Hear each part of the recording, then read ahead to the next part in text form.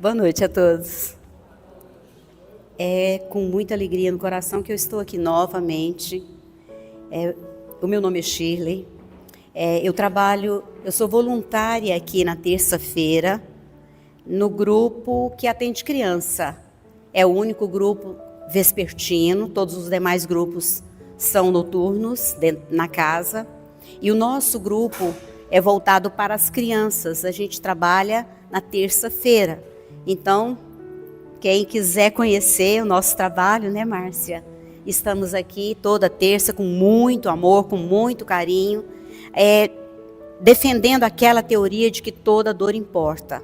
Então, a gente está cada vez mais envolvidos com o trabalho e, assim, impressionados com a quantidade de crianças precisando de ajuda, e pais e mães, e nós cada dia nos exercitando mais na função de amar.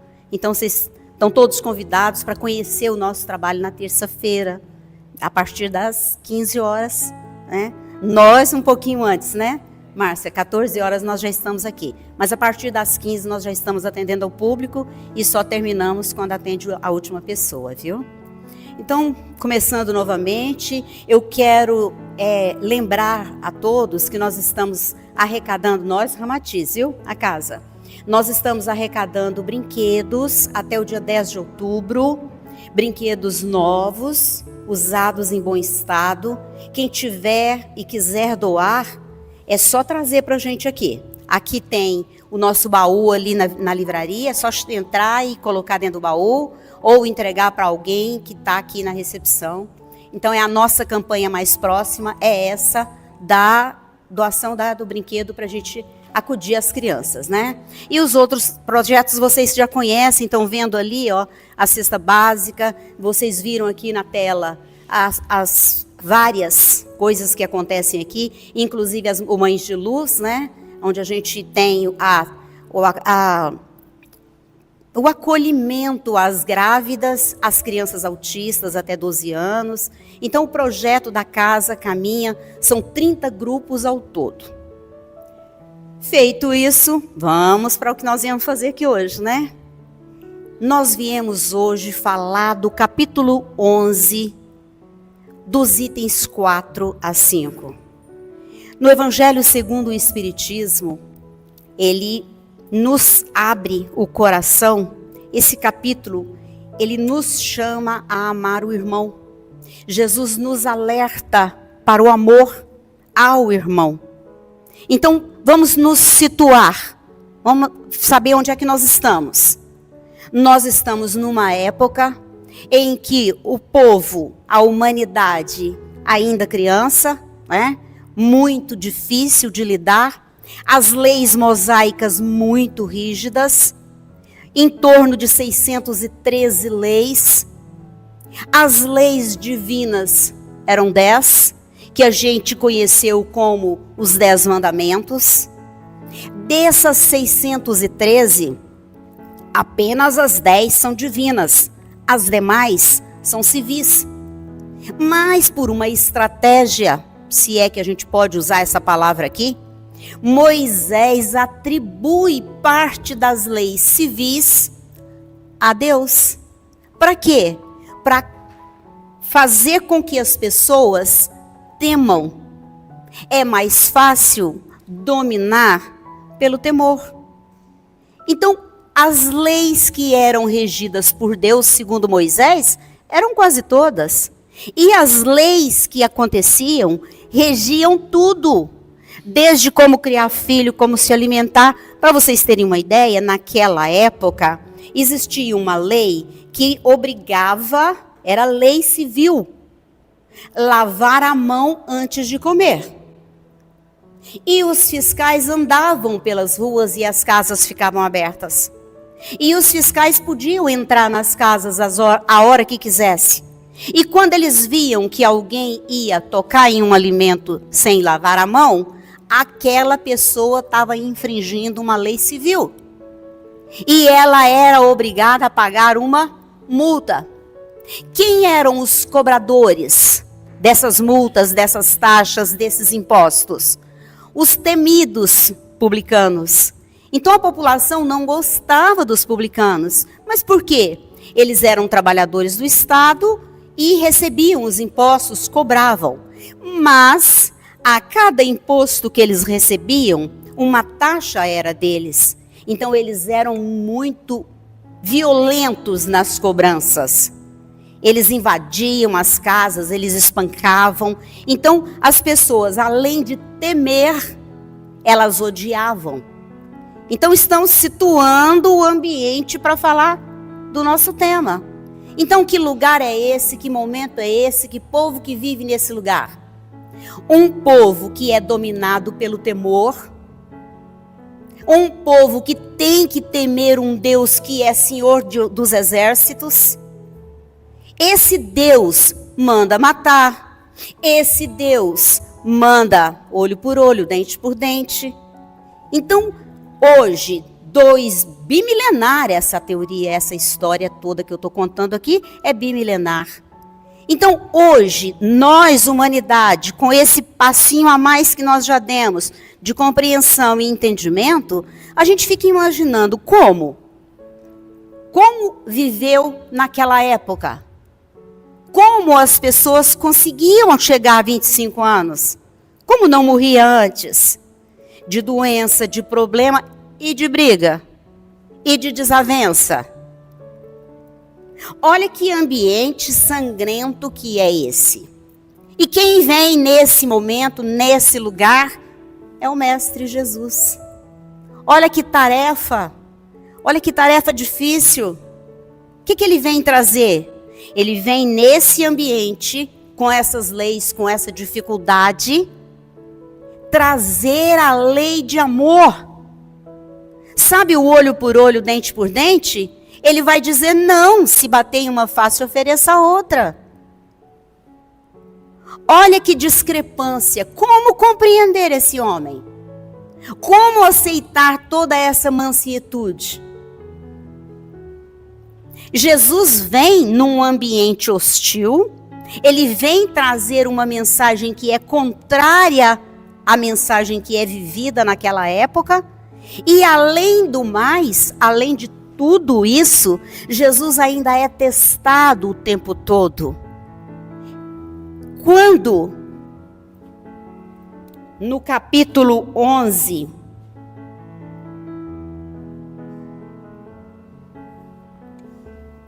um fariseu para tentá-lo, está lá no Evangelho, um fariseu para tentá-lo, diz, qual é o maior mandamento? O que esse fariseu está falando? Para nós leigos, que não lemos a alma humana, ele está falando só isso. Qual é o maior mandamento? Dos 613 que tem aqui para a gente seguir, qual é o maior? Para que ele perguntou isso para Jesus? Para desafiar, para tentar, para ver se Jesus caía em contradição. Porque Jesus vem falando palavras que, no mínimo, contestam a lei vigente.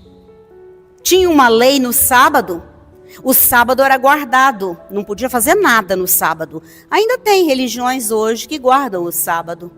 Nem esquentam a comida, come a comida fria. Porque não pode fazer nada. E Jesus dizia, você pode sim trabalhar no sábado, trabalhe para o outro, auxilie o próximo, faça a caridade. Querem ver um problema? Nessa mesma época, honrar pai e mãe era lei. E se o pai mandasse o filho fazer alguma coisa no sábado? Quem que ele obedecia? Ele honrava o pai e obedecia o pai? Ou ele honrava a lei civil e obedecia o Estado? Tem problema, não tem? Essa comunidade precisa ser trabalhada da maneira que ela entende. E como é que ela entende? Via temor. Via perigo. Se você fizer isso, Deus está te vendo, hein? Você vai ver o que Deus vai fazer com você. Ameaçados, eles eram ameaçados. E esse fariseu, o que ele sabia? Ele sabia que Jesus já havia sido arguído pelos saduceus. E ele os fez calar.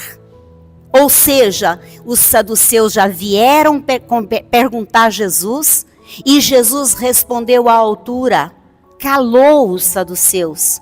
Aí o fariseu falou, não, então eu também quero perguntar, né? Então qual é o maior mandamento? Ao que Jesus respondeu, amareis o vosso Deus de todo o vosso coração, de toda a vossa alma e de todo o vosso entendimento. E eis o segundo, amareis o vosso próximo como a vós mesmos. Toda a lei e os profetas estão contidos nesses 2 mandamentos. Está explicado, é só obedecer. Mas como obedecer? Lembra do povo que a gente está falando, que vive lá? Esse povo não ama a si mesmo, não ama o outro. Como é que ele ama a Deus? Que ele não vê Deus? Como é que ele ama a Deus? Que é aquele Deus do Velho Testamento, aquele Deus terrível. Não tinha ainda trazido a palavra amor para o Deus. Quem traz essa palavra é Jesus. É Jesus que diz que precisa amar, que amando você aproxima de Deus. Como amar? Como é que vai ensinar essa humanidade da época a dar os primeiros passos? E quem é o próximo? Sabe quem era o próximo naquela época? Era o que estava perto. Não era o outro semelhante. Era quem estava perto. E era estratégico. Porque era assim, se aqui é um vilarejo, e a lei civil diz que você precisa amar o próximo, esse vilarejo vai ficar em paz, porque o próximo está pertinho de você. Mas é esse próximo só? Quem é o próximo hoje? Os fariseus perguntaram novamente a Jesus. Jesus foi arguído várias vezes.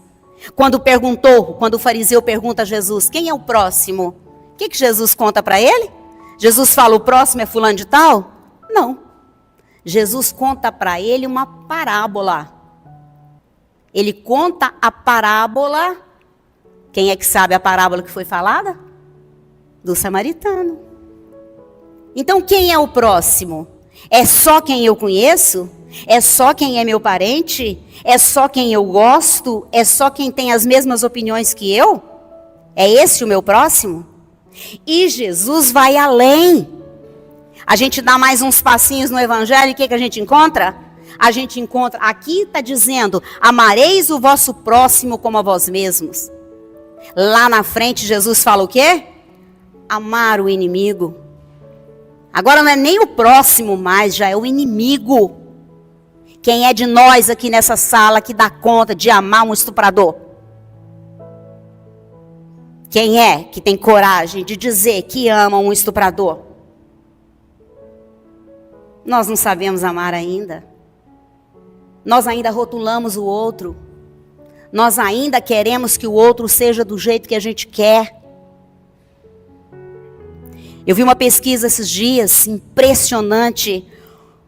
O rapaz é um pintor de retrato falado. Tem um tapume. A mulher senta do lado de lá. Essa pesquisa foi feita com mulheres. A mulher senta do lado de lá e ela vai falando como ela é. Ela vai descrevendo o rosto dela. E ele vai desenhando ela. Quando ele termina de desenhar, a mulher sai, vem uma amiga dela, que conhece ela bem, e começa a falar do rosto dela. A minha amiga é assim, o olho dela é assim, e ele continua, ele faz outro quadro. Quando ele compara os 2 quadros, é absurdamente diferente. Quando a mulher se retrata, ela fala de uma dureza. Ela não lembra que ela sorri, ela não lembra que os olhos dela brilham. Ela não se vê assim. Ela vê como ela se cobra. Então os retratos falados, quando as pessoas se definem, saem duros, sem sorrisos, semblante fechado. Quando a amiga dita o retrato, sai sorrisos, sai brilho no olhar, sai um cabelo que esvoaça. Por que isso? Porque eu não sei amar a mim mesma ainda. Olha o tamanho do que Jesus pede.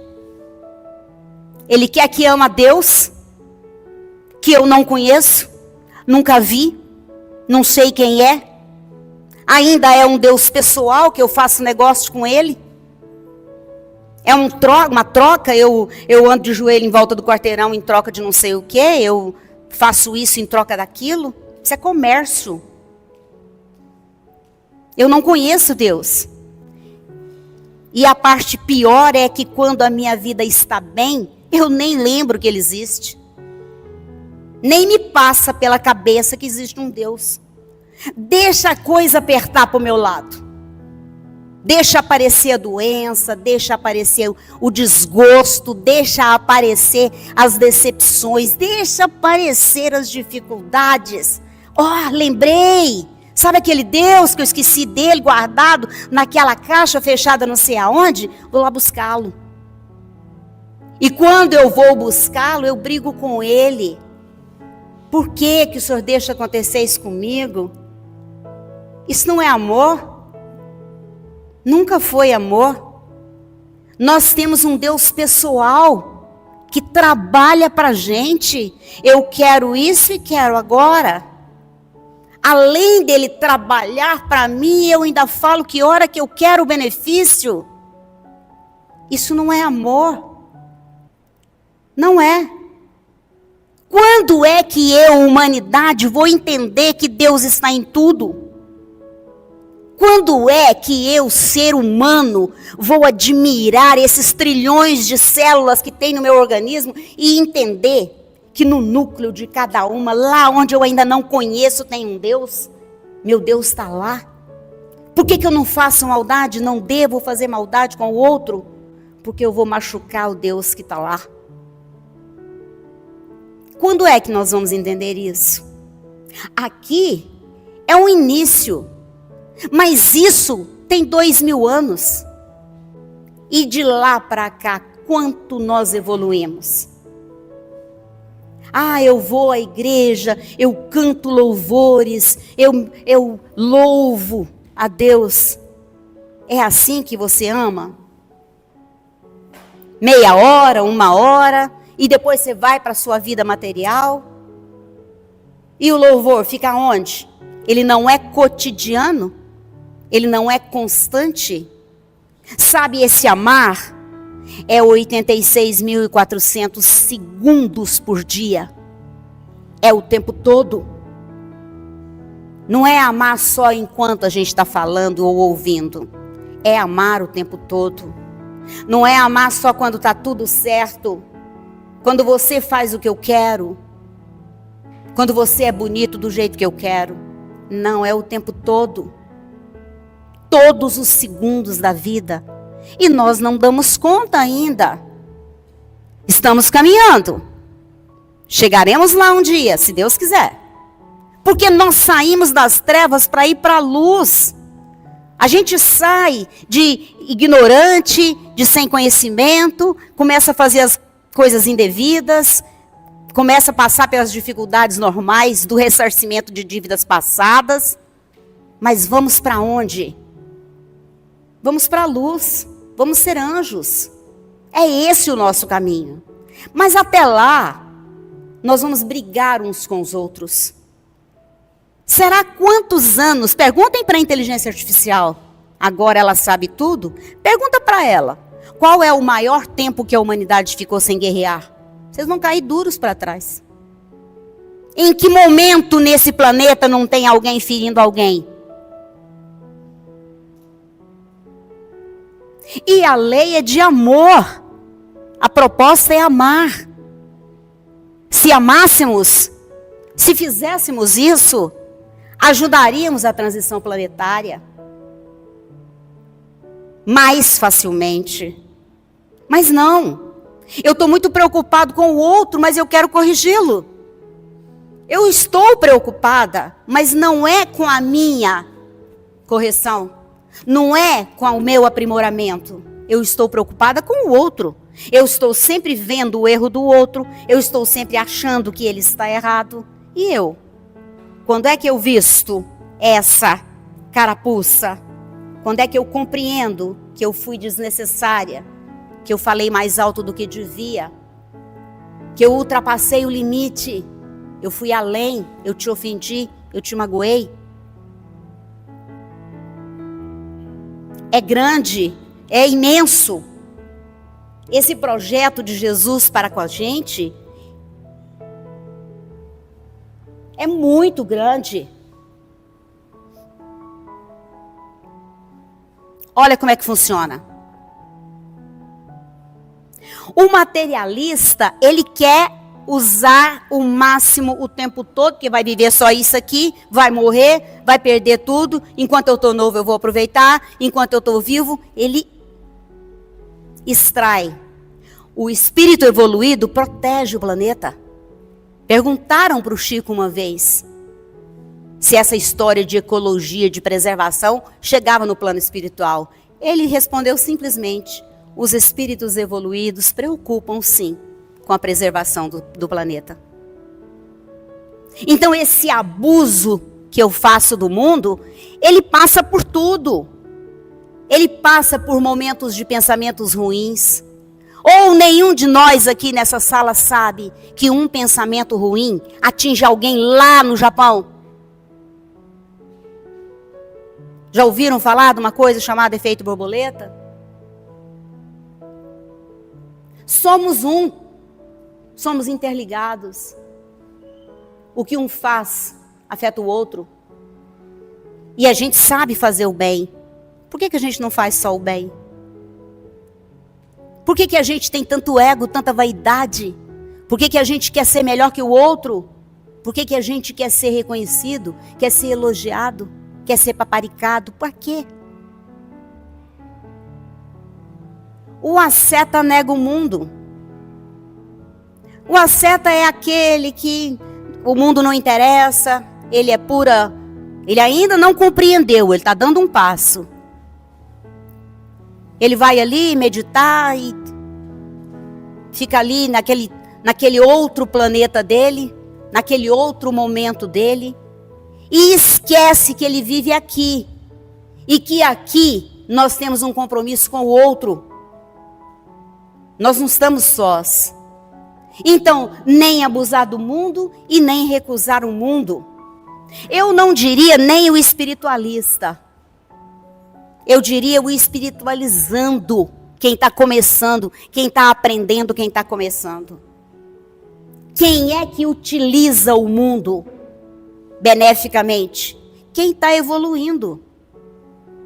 Quem está conseguindo ver que cada vez que você enche o peito de ar, esse ar é de graça. Já parou para pensar? Ele é gratuito. E toda vez que você devolve o ar que você botou dentro do seu pulmão, você devolve ele praticamente imprestável. Já parou para pensar? Que quando você toma banho, você abre um chuveiro, cai uma aguinha quentinha, limpinha, tratada, e você devolve ela suja, cheia de sabão, cheia de shampoo, para o planeta? Olha como a gente trata o planeta. Ah, o planeta vai se revoltar? Não. Essa água vai passar pelo solo, ela vai filtrar. Enquanto ela caminhar pelo planeta, ela vai se limpar, desde que a gente não atrapalhe.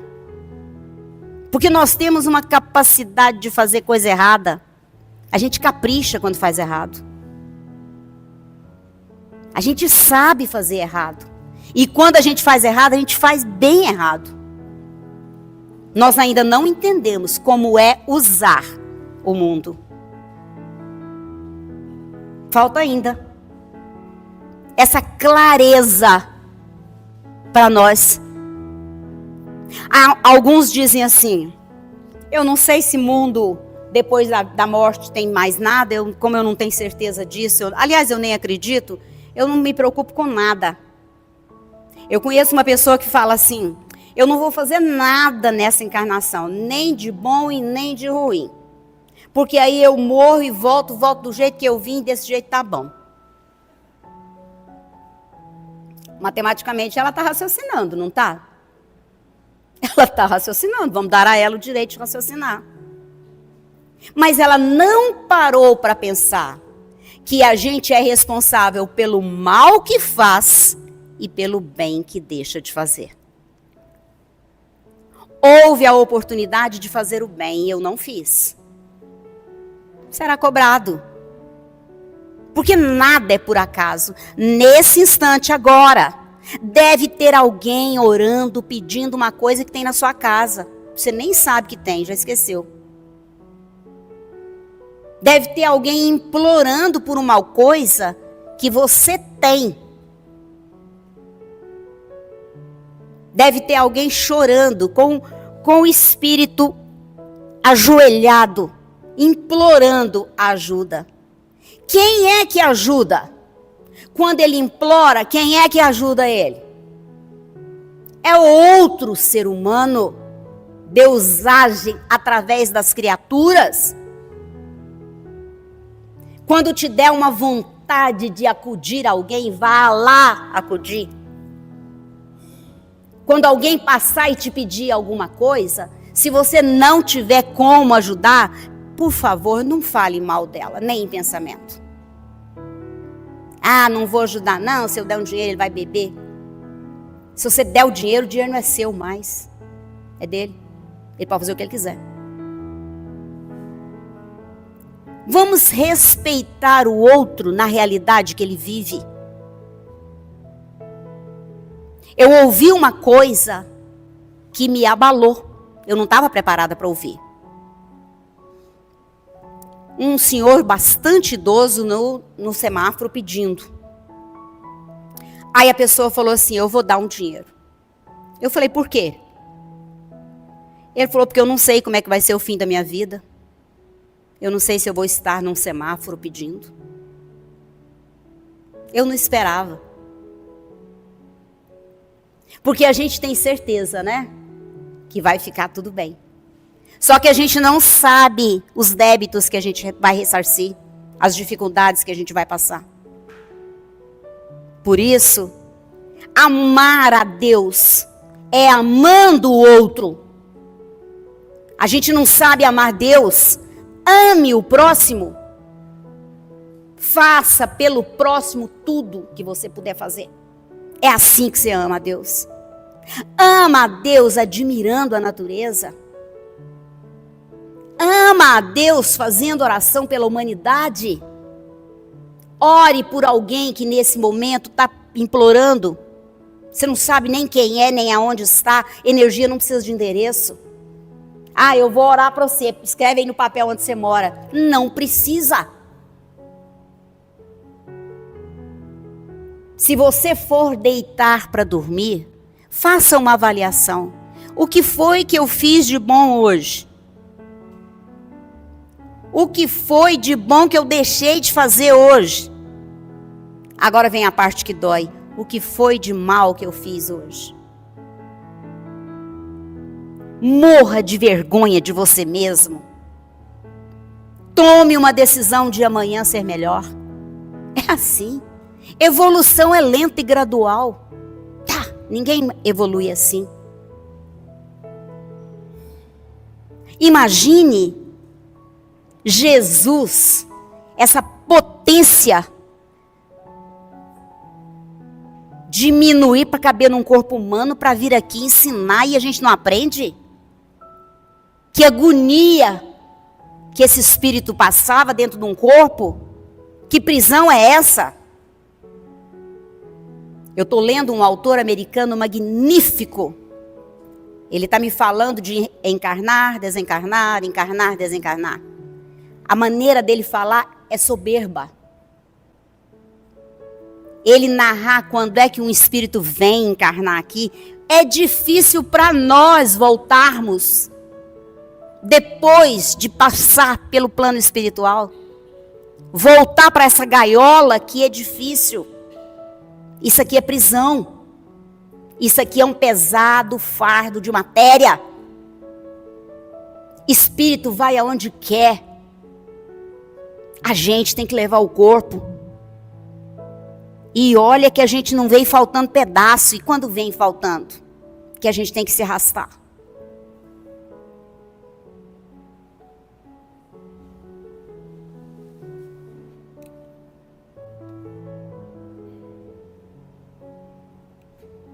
Aí vem a doutrina espírita e fala: amar o próximo e a si mesmo é a maior expressão de caridade.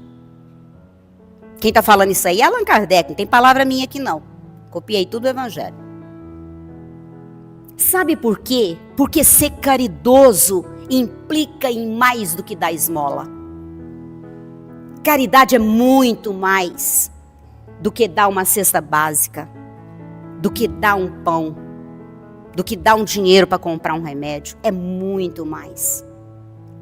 Caridade é ampla e para a gente executar com a maestria que Jesus espera de nós, a gente tem que amar.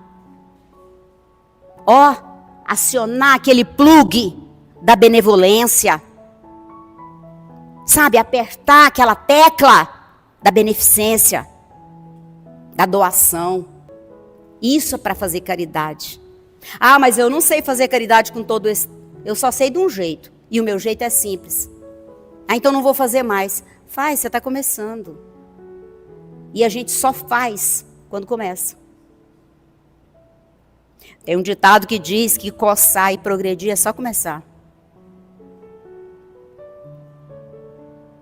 Começou a coçar, aquela coceira boa, quer que coça mais. Esforça para progredir. Dá uma vontade de continuar nessa linha. Dá um prazer, dá uma alegria, dá uma satisfação. Encontrar Deus dentro da gente. Ser chamado de bobo. O dia que você for chamado de bobo, você vai se sentir feliz. Sabe por quê? Aos olhos do outro é bobo quem fica assim. Sabe aquela piedade que nasce da alma? Você vê e tem pena e quer ajudar. Lembra quando alguém teve pena de você? Lembra? Sabe o que já aconteceu comigo? É um tanto de coisa. Sabe uma inesquecível? Eles falam, como é que é? Perdão, deixa cicatriz, é bom quando você olha, a cicatriz está lá, mas não dói, é bonito, é poético. Já escarraram em mim. Você tem uma sensação, você quer morrer na hora. Você tem nojo de você. Você quer sair do corpo. Isso é morrer. E foi de graça. Foi uma brincadeira. Eu não aguentava. Eu queria, nessa época eu andava de ônibus. Eu me limpei de todas as maneiras que eu dei conta e eu queria ir embora, eu queria tomar banho. Eu joguei a roupa fora. A roupa que eu tava. E eu não esqueci, estou contando para vocês. E por que será que isso aconteceu comigo? Por que será? Será que eu estava achando que estava bem demais? Era preciso eu encontrar alguém que passasse pelo meu caminho e fizesse uma feiura dessa comigo? Mas outras feiuras já fizeram comigo. E eu fico pensando, Deus é mal comigo, Ele deixa essas coisas acontecerem. O meu Deus é lá do Moisés? É do Velho Testamento? O Deus do Velho Testamento era alicerce, gente. O Deus do Novo Testamento é edifício. Nós, geração desse milênio, nós temos que construir mais e mais esse edifício. A base já foi feita. Nós já passamos pelo que tinha que passar. Nós somos hoje a melhor versão. Estamos na nossa melhor encarnação. Vamos fazer o nosso melhor, para a gente voltar melhor ainda. Porque já que a gente vai ter que voltar dentro desse corpo, né? Nessa jaulinha aqui, amarradinho. Vamos fazer o melhor, para que a gente possa, ao deitar para dormir, falar, Senhor, esse corpo carnal precisa repousar. Mas meu corpo espiritual não. Permita que a espiritualidade me leve para algum lugar onde eu ouça, onde eu aprenda, onde eu auxilie, onde eu ajude alguém, onde eu encontre os amores antigos de outras encarnações, onde eu seja feliz. Porque amanhã, quando eu acordar, Eu quero vir com o meu tanque cheio, meu combustível de primeira qualidade, para fazer mais um dia nesse planeta. É assim. Viver é isso. É um dia depois do outro. E ver Deus em tudo. Sabe o maior mandamento? Ele devia ser chamado de o primeiro mandamento e devia ser chamado de o melhor mandamento. Porque quando a gente faz isso, os nossos dias ficam melhores. Sabe aquela dificuldade? Sabe aquela doença que aparece? Sabe aquele problema grave que você não estava esperando e ele aparece? Ah, você tem Deus no coração, você fica forte. Você dá conta de passar. Você não briga com Deus. Você não é frágil. Você vira massa de pão, apanha e cresce.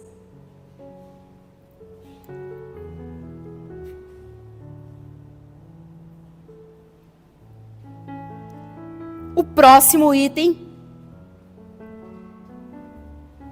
é o tal do dai a César o que é de César, dai a Deus o que é de Deus. É o próximo item do capítulo 11. É o item 5. Nós estávamos no item 4. E no item 5, de novo, Jesus é tentado. A gente deve pagar o imposto ou não? Mestre, olha que sinuca. Ah, eles estavam esperando que Jesus dissesse, não, paga imposto não. Esse imposto é muito caro, esse governo é um ladrão. Quando que o mestre vai fazer isso? E quando é que isso aqui no evangelho está falando de imposto? Não é. Não é não. Está falando de equilíbrio. Quando a arguição a Jesus diz, devemos pagar o imposto, o que Jesus fala? Jesus não dá a resposta curta. Jesus fala, ele tem uma moeda na mão. O que tem nessa moeda? Tem a esfinge de César, o desenho da face de César. Ele fala, então dai a César o que é de César. E dai a Deus o que é de Deus. Ele não está falando de imposto não. Não é isso não, não é taxa e imposto não. É justiça, é respeito. Jesus está dizendo, viva com respeito, obedeça às leis do lugar que você está. Vamos andar 2 passos para trás? Sabe aquele estuprador que eu falei agora mesmo? Quem vai cuidar dele é a lei do lugar onde ele está, não o nosso coração. Nós vamos ter piedade por ele. Ele vai se submeter à lei. Ele vai cumprir os desígnios que estiverem predestinados a ele. E nós vamos ter pena, vamos ter piedade de um irmão nosso que perde tempo na encarnação fazendo uma atrocidade dessa para estancar a evolução. Então o que Jesus está falando aqui é de respeito às leis. Você vive num lugar onde te cobram impostos, você tem que respeitar este lugar. E dá para Deus o quê? O que eu tenho para dar para Deus? Essas orações meia boca que eu faço, que eu estou falando Pai Nosso e pensando em carne moída? Quem é que dá conta de fazer uma oração pensada o tempo inteiro em oração e não deixa o pensamento escapar e lembrar o que vai ter para janta hoje? Ah, nós estamos longe ainda, gente, mas é muito. A gente tem que moldar o tempo todo o nosso comportamento, o tempo todo. Então eu vou dar para Deus o que é de Deus. E o que é de Deus?